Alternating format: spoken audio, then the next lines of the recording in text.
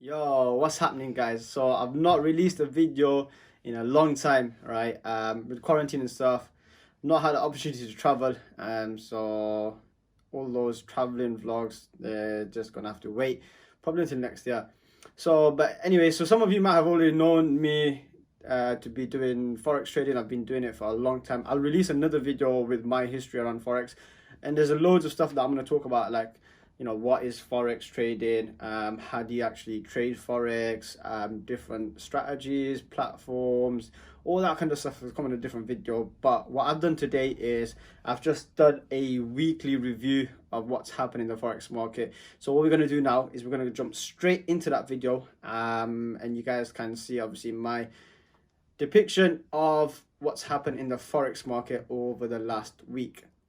So what's happening, guys? Hope everyone's doing well. What I really just want to do today is go through a weekly review of the forex market, see what's happened, discuss why certain things may have happened, kind of obviously have an idea as to what the movement has happened over the last week, and then potentially obviously we can then look into in another video that I'm going to post straight after this, is obviously the opportunities going forward. Okay, so I've already highlighted here on the 25th of May, which is obviously Monday, to see the movement obviously over the last 7 days, well 5 days. Forex market is only open for 5 days, so we can see that so I'll start off with the dollar index. So we can see that the DXY opened up roughly just below the 100 level. It did then come to test it on the early mornings of Monday, and then since then it's just had a massive dump all the way here. So we can see that it's literally just come all the way down. It's then obviously retested at this very key level here, which is a 98.9 level. Came back up. A lot of people thought that it was gonna come back up and test that 100 level, from a lot of articles that I was reading on FX Street, and then it then plummeted, come back to retest this area here. As you can see on the left hand side around here, it was tested around 98.8, and then obviously bounced off this 99 psychological level, and then it's just plummeted.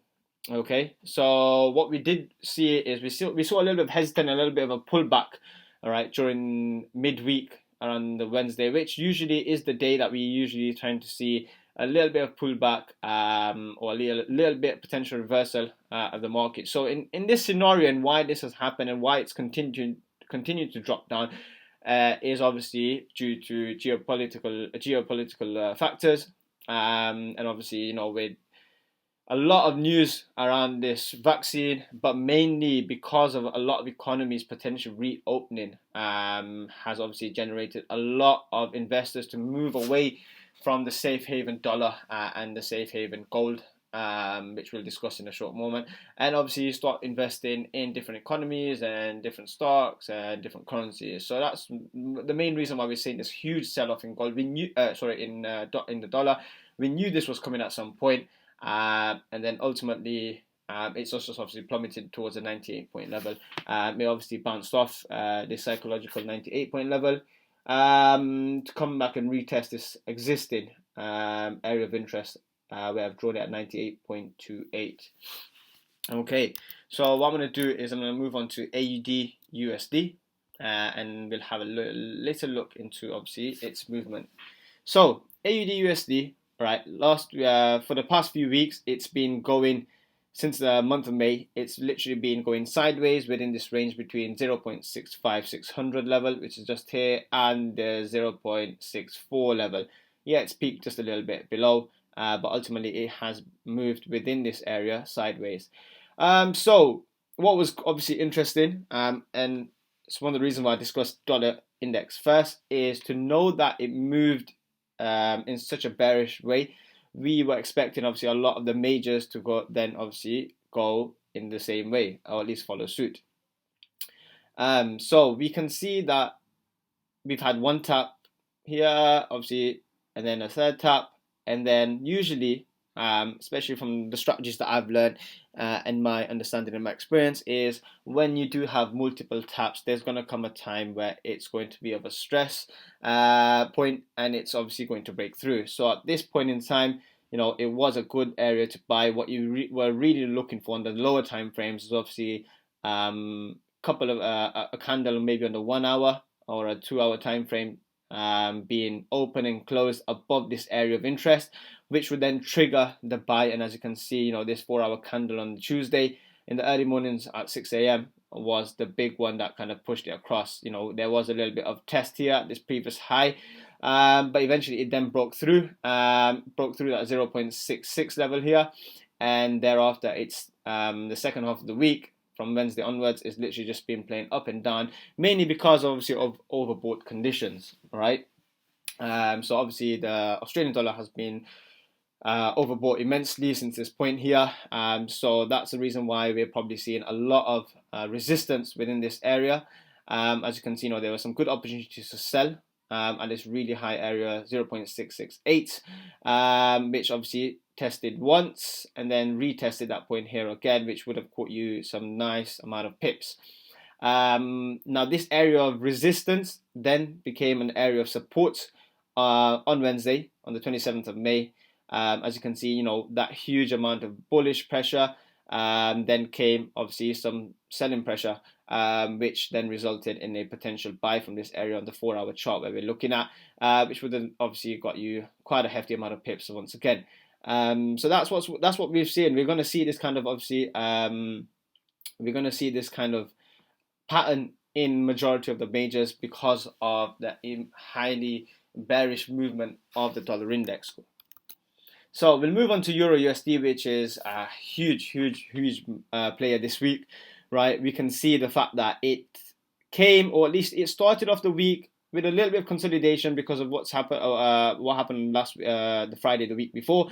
It wasn't at a key significant area of interest. If I could quickly just draw this little line here to show you, like, there's been areas of interest where it has played off it a few times, and potentially that could have been a trigger point for someone to then obviously look for a bullish amount of movement. Now, what potentially was key and would have caught you the bullish movement here, if I just zoom out, is this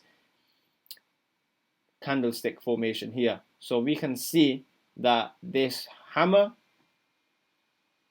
is obviously has been formed here, which would have given some of you candlestick formation strategy guys an indication of a potential reversal and obviously a new trend incoming from this bearish trend that happened halfway through the week before. So then once again, like I said, in majority of obviously what we saw in the dollar index and AUDUSD, and we're going to see this pattern follow through, is obviously this midweek a potential reversal, and that's what we saw. We saw a little bit of rejection happen here midweek, and it came through and it bounced off. Obviously, the psychological level of 1.1 is a huge level for EURUSD, and it has been for such a long time. So we saw a little bit of rejection here through the day of Wednesday, but the moment a 4 hour candle will open and closed above the 1.1 level, that should have given you an indication of the bullish movement going forward, right?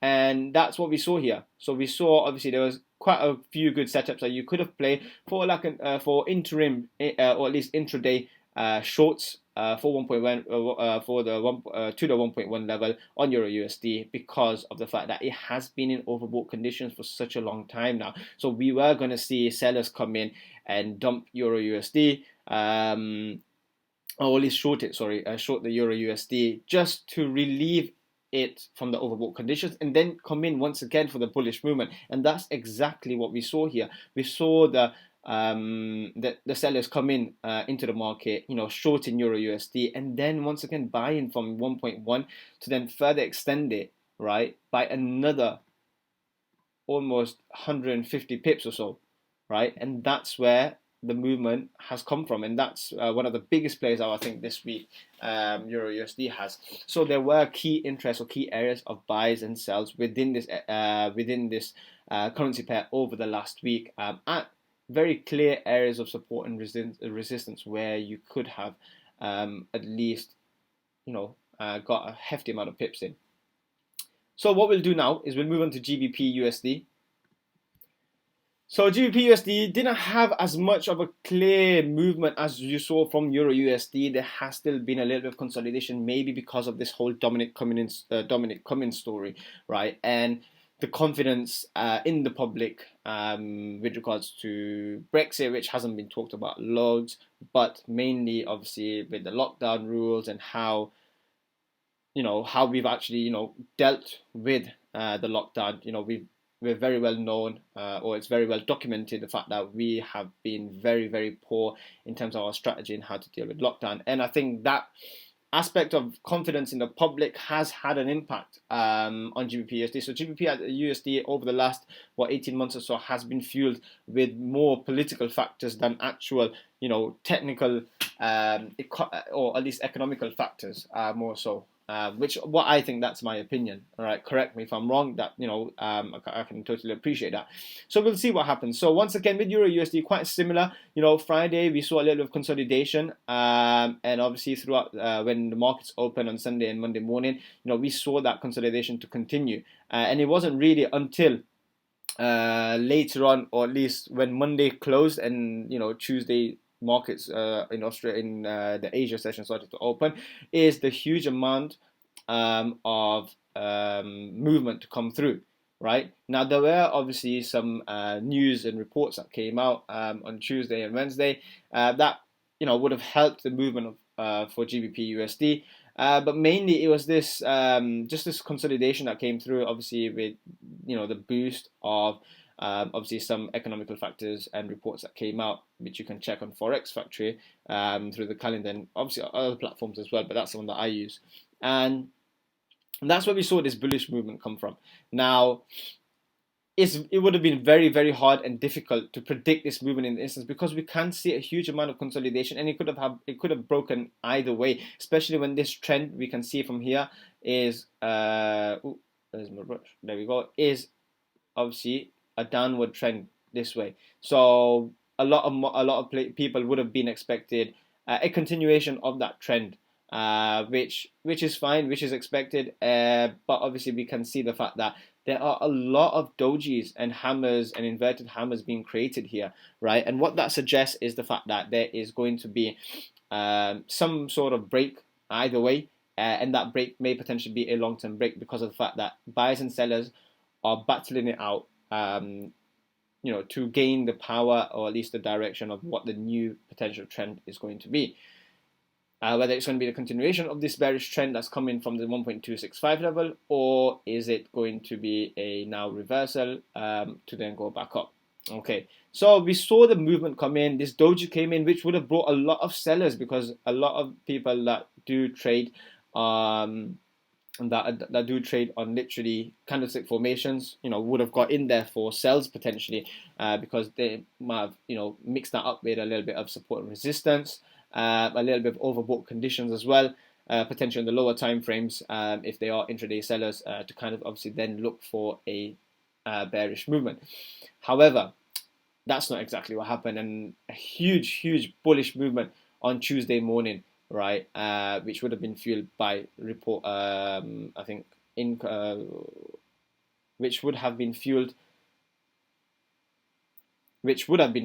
by reports coming out, obviously, of the economic performance. Okay, it then came to retest this level here, which has been a huge level to retest for, and we can see this massive amount of pressure that's come here, about 120 pip movement, literally on Tuesday, all right, to this 1.2345 level, right, that we can see.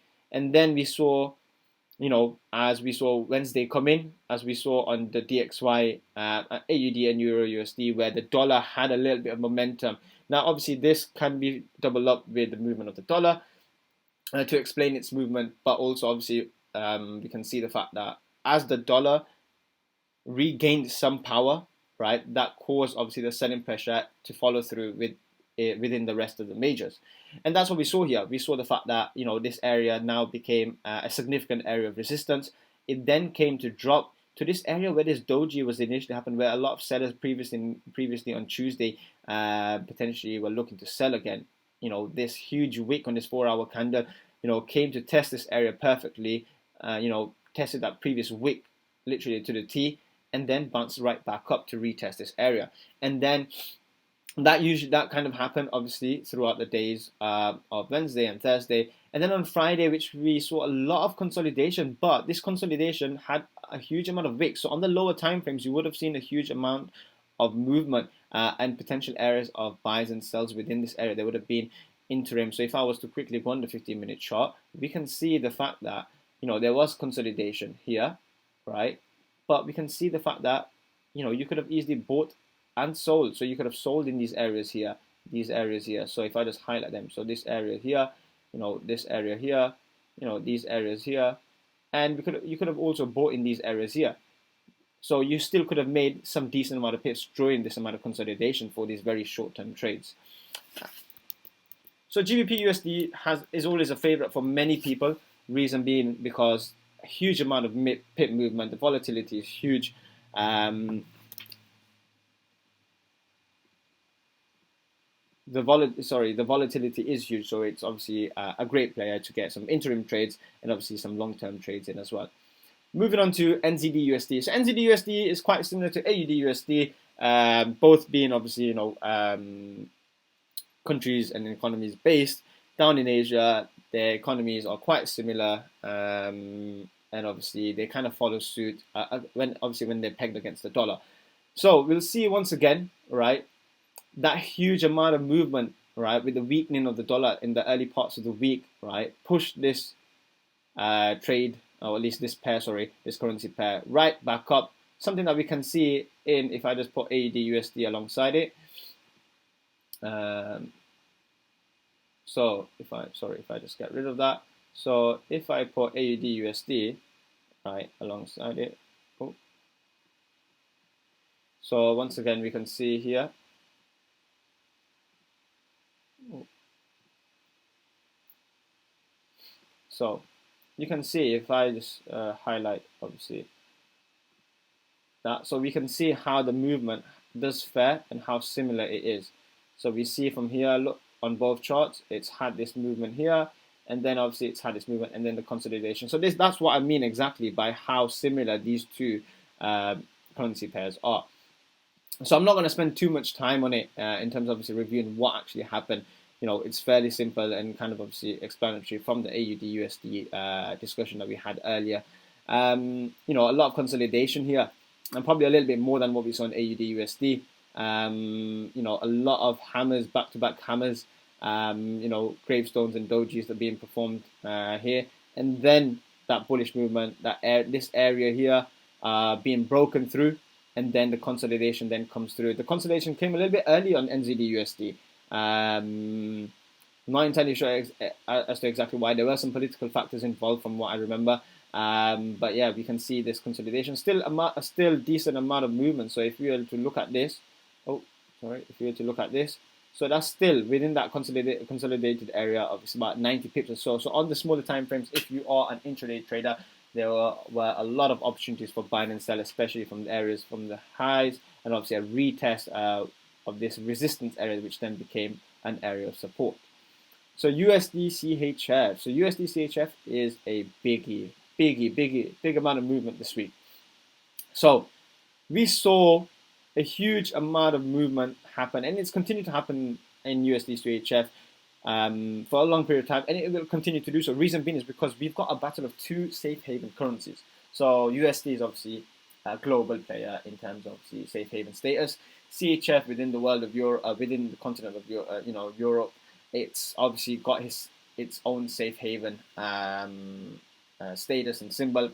Obviously not as strong as the USD safe haven status, but still, and because but still some sort of a hefty amount of power within it, and because of that, right, there will be a battle between the two in terms of, because some investors will choose to invest in CHF rather than USD for during safe haven periods, or when there's risk averse situations. So that's exactly what happened. So we can see, I know you can see these trend lines coming in from a much bigger picture, and I'll just zoom in. I'll show you this little wedge that the market has been playing within for literally almost 2 months now. All right, for the space of 2 months, or at least a month or so, a month and a half or so. Right. So I'll go back and obviously zoom into what's happened. So we can see the fact that it's obviously winding down and closing it off within this wedge, and we were expecting some sort of break maybe this week or the following week coming. Sorry, apologies. So we saw the fact that when the markets open on Sunday, this doji appeared. Now this initially would have directly showed us some sort of selling pressure. Reason being, it's coming in, it's coming within the wedge. It's some sort of downtrend. You can use, some sort of area of resistance. Can draw some zone. You can draw a zone just like that to showcase obviously an area of potential. And if you were to have drawn a zone like this, there were some key areas of interest where you could have obviously sold this pair, which is perfect because as we saw, the weakening of the dollar had quite much of an influence on this pair, especially this bullish movement in the second half of last week, of the week before, then kind of followed through, right? And it came of an area of an interest once again. So it was this bottom trend line as well as the fact that you could have drawn this area of support here right at the bottom for a potential buy from this point to then go back up, right? This could have insinuated, as you can see on much of the other pairs, there was a little bit of a pullback on the DXY and that was it. But here you can see on USDCHF, because obviously it is a battle of two safe haven currencies, right? There was a little bit more volatility to play with. And that's where that movement came in to then retest this area, potentially for a lot of people to then get back in for a sell because of the fact that there was a lot of news coming out with a lot more economies to start to reopen. There was news obviously of the UK to reopen certain stores and certain businesses, within 2 weeks by the 15th of June. So that would have obviously fueled a lot of investors to move away from safe haven currencies.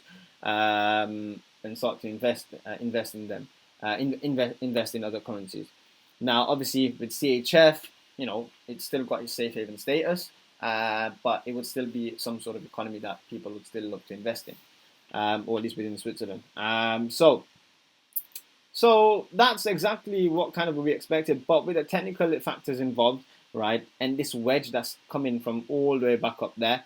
We were expecting a breakout somewhere, and that breakout is what we saw here on the 28th. All right.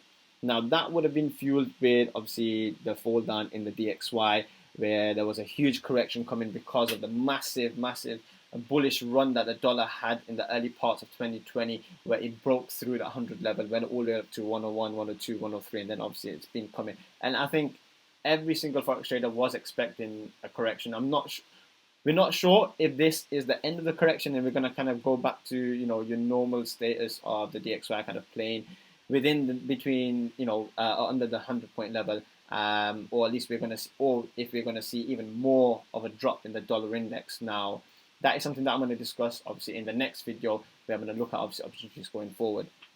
So, this is obviously what we're looking at, this breakout, and that's what will happen. We had that retest of this area here. We come through once again that retest. There was a little bit of a struggle where the buyers then came in, potential oversold conditions for USDCHF, and they did come in probably just to relieve that oversold conditions, for something a lot of people use a lot of technical indicators. We can see here on RSI, which obviously shows the fact that the buyers then came in just to bring it out of those oversold conditions to then get the sellers to then just sell it again. And that's exactly what we saw for the remainder of the week. So a little bit different to some of the other majors. And now it's obviously come to an area of potential interest where it's testing this past area here, where we can potentially look for some options that I'm going to discuss in the next video.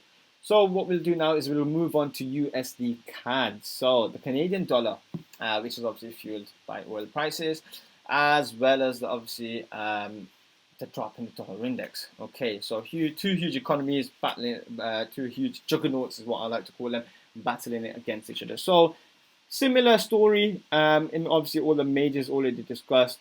When the markets open, we saw a little bit of consolidation before that huge drop in the dollar. Now here we see the drop already incoming from the Friday, right? Which started dropping from literally in the middle of nowhere. You could use maybe this little bit here as an area of support resistance to start selling, and maybe this candlestick formation of this hammer to then determine the sell incoming, right? But still, it would have been a very difficult one for a lot of traders to obviously have a look at this, or at least notify and identify this kind of selling area. It's not that very clear cut at the moment in time, or at least in the present time, when you're trying to make a decision for a sell.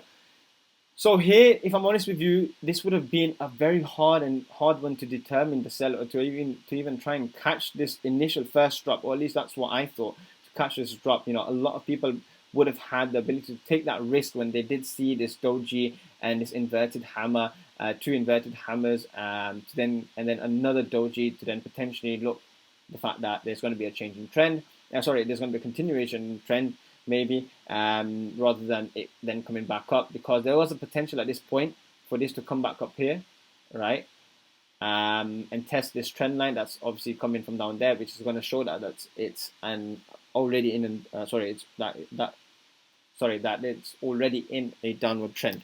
Okay, so it's obviously come all the way down here to test this area. Now it broke through this clean within this 4 hour. On the shorter time frames, you would have been able to see maybe some sort of resistance. So we'll just quickly have a little look. We'll see if there was a little bit of resistance on the shorter time frames. So there was a little bit of resistance here. We can see here.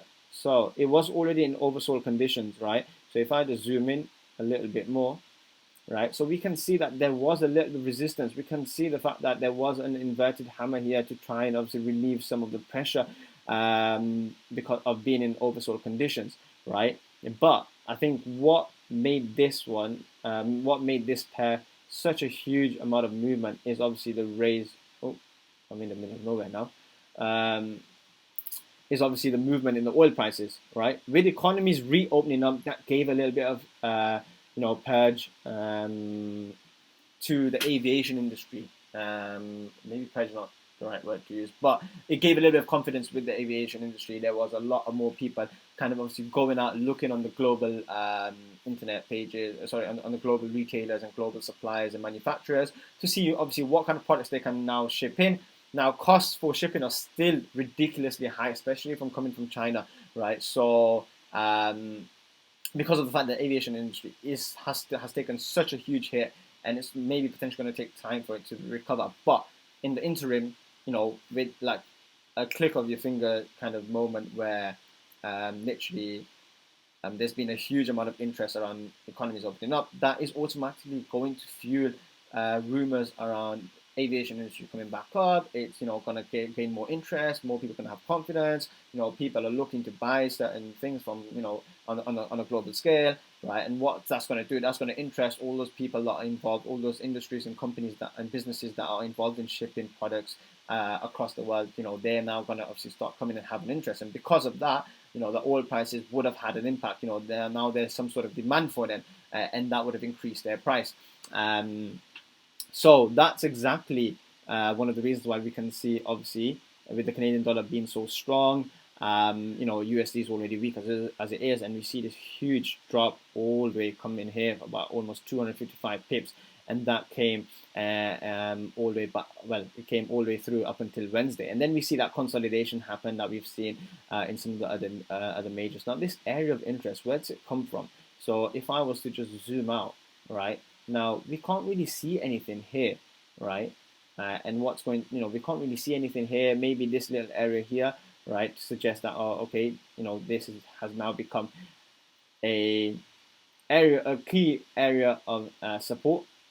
But mainly, I would say to you, the reason why, it's kind of bounced off this area and it's consolidated is because of the fact that the markets have just been exhausted through this huge amount of selling pressure that's happened for the dollar, and that's probably one of the key reasons as to why it's consolidated. What's obviously interesting is the fact that it's consolidated for at least about 3 days now.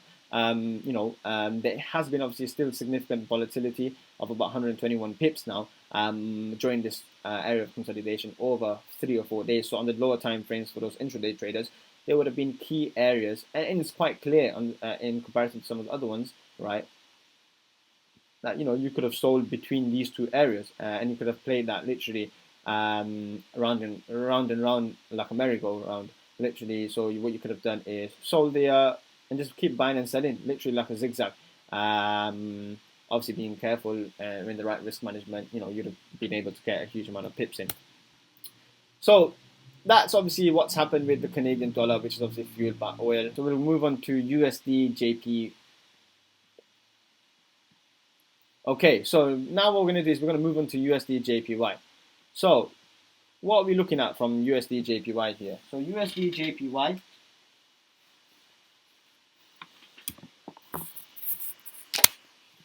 okay, let's stop it.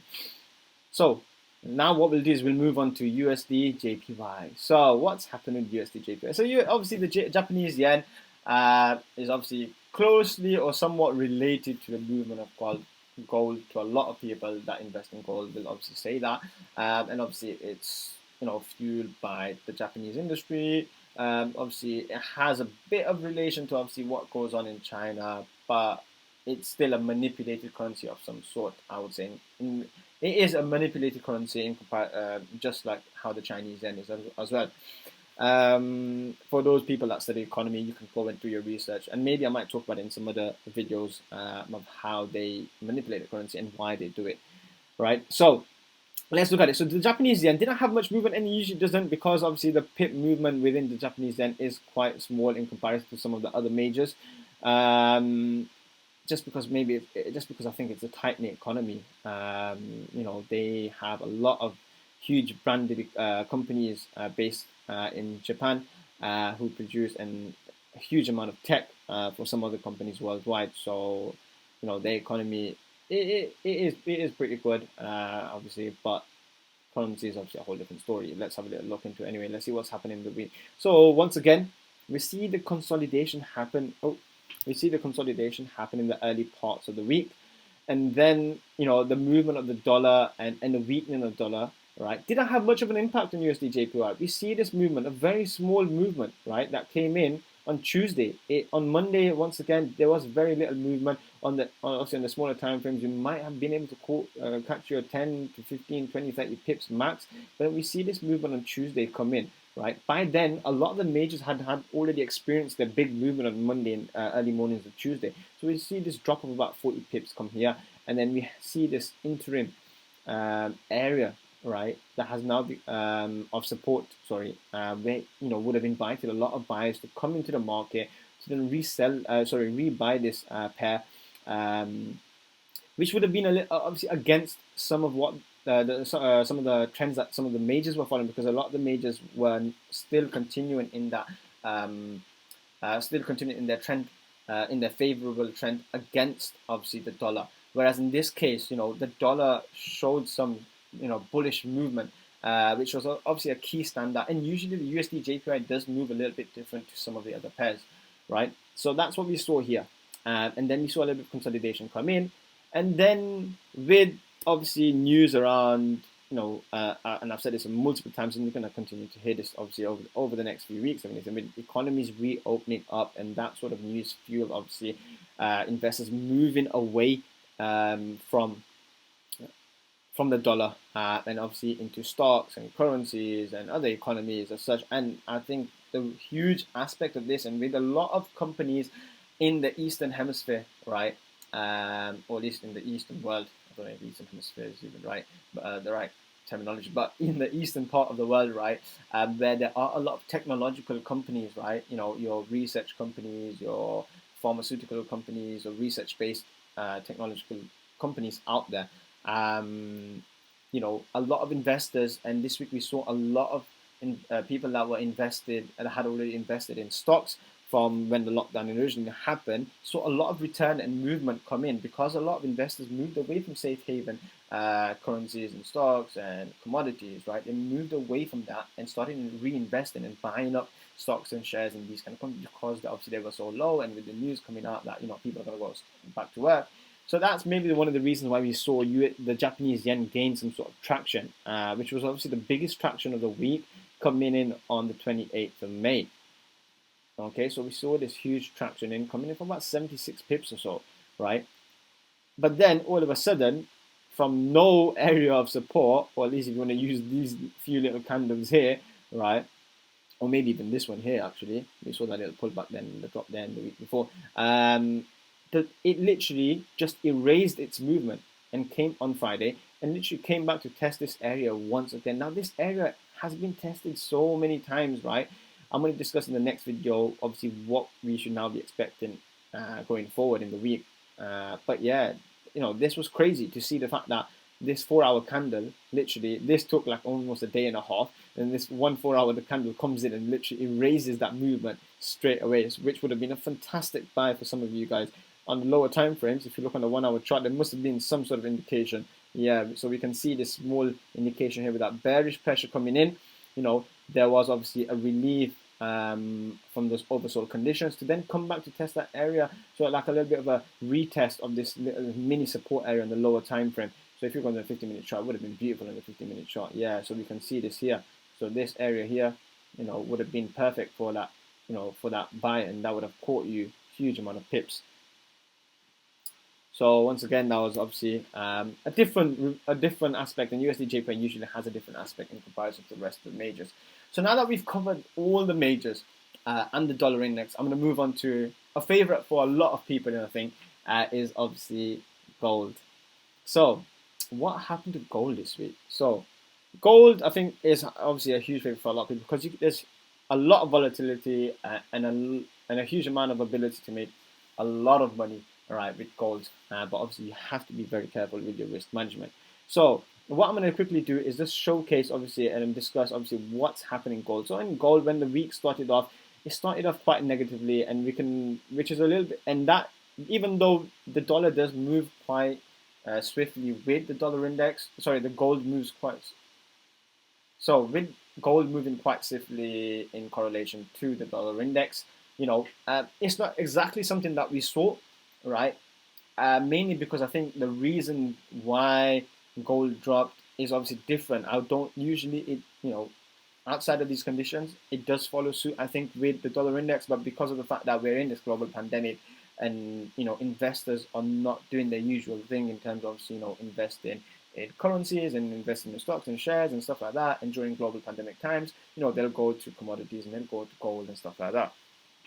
So I think with investors now obviously seeing some sort of risk potential, ability to take on risk, all right, is the reason why we were expecting this drop in the dollar. But there were some key areas of significance where the dollar played within. So that it came in, and obviously it started bearish because obviously there's a lot of talks early week with regards to obviously lockdown measures going to be eased enough, in a lot of countries worldwide, and obviously potential economies reopening, and and at least some sort of beneficiaries of that have already been seen in some economies like New Zealand and I think mainly New Zealand really, who have seen obviously a huge amount of obviously retail sales or at least consumer spending happening.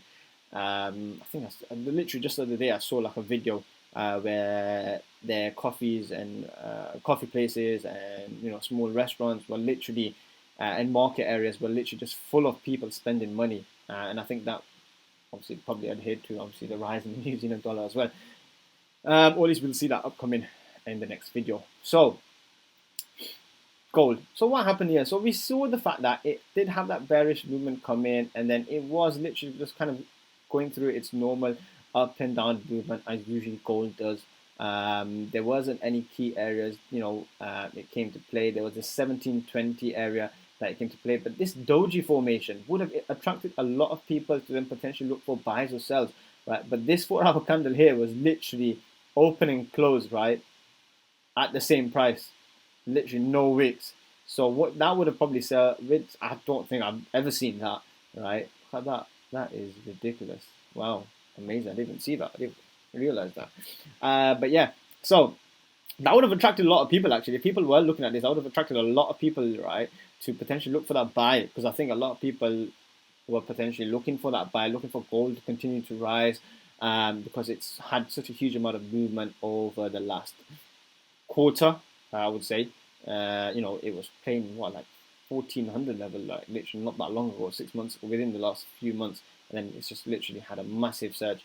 So yeah, but in essence, what then came is this area here, the 1738 area, which has been highlighted literally everywhere by everyone as such a key level for gold ever since it broke through towards the 1760 area. So it didn't really come to retest that area, right? It came close to it.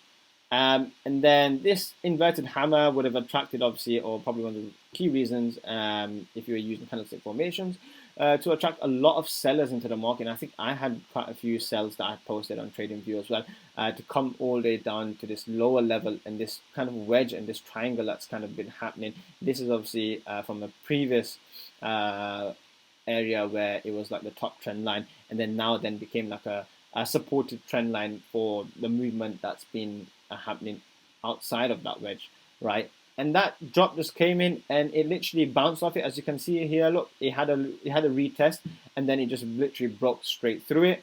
And then what was key was this 1700 and 1690, between 1690 and 1700. That level was so key, right? And I think a lot of people were looking for the break below the 1700, but I think a lot of people don't understand the fact that on the lower time frames, you will see that break, and you'll see candlesticks forming, opening and closing below that. But what is key is obviously the bigger time frames. When you see the candles forming outside of a certain level or an area, right? That is what's going to initiate, right, a breakout in trend and a clear breakout. Now here within this area, we can see the fact that there was no 4 hour. The 4 hour candle did not close or open below this area, which could only suggest one thing, that it's going to come straight back up and the sells, and it's going to form a higher high, right, or a lower high, really, actually, sorry, all right, and then we're going to look for another sell. So that's what we saw. We saw the fact that the bullish movement came in, which is a little bit adverse to, obviously, with the USD then finding a little bit of traction or a little bit of a pullback during the midweek, whereas gold was literally moving in a mind of its own, really. So if I'm honest with you, on the 4 hour chart, this was probably the only key area where you could have probably got in for a long-term trade.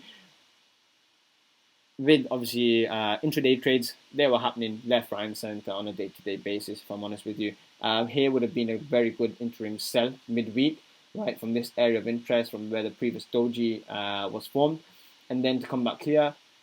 And then really, if I'm honest with you, right, I was expecting the market to come to this area here to then look for a potential bounce off this line, and this would have been like a false breakout, but it actually didn't, and it just continued to trade all the way up to the 1738 level, and obviously we've got this trend line here. So I'll discuss obviously in the next video as to what's going to happen and what market opportunities are looking at for the next week. So if I'm honest, that is literally it, and that's my review, obviously, of what the weeks happened. I think it's really good to just review what the weeks happened, so that if you did make any mistakes, you know why you made mistakes, and if you did good, you know why you did good. And I think it's really important to know all of that stuff and to just gain an understanding of what's happened and why those things happen. Because when you understand and come into consideration for why certain things have fueled the market to move in a certain way, right, that is only going to help your strategies and help your analysis going forward. So a key aspect of growth is reflection and reviewing. So that's the reason why I'm going to continue to do the reviews of the week. Maybe shorter, because I know this video has literally gone on for time, but maybe in a shorter amount of time I'll probably try and do that. But yeah, thanks guys for watching. I'm going to release another video that is literally just going to look at potential opportunities for the majors and gold going forward in the next week. Like, comment, subscribe to all of that. Comment if you want to see certain things or certain pieces of analysis on specific pairs. You know, there's a lot of cross pairs out there, so if you want to see certain things, comment down below, let me know what you guys want to see, and obviously I'll try and do that for you. All right, nice one. Thank you guys, and I'll see you guys in the next video.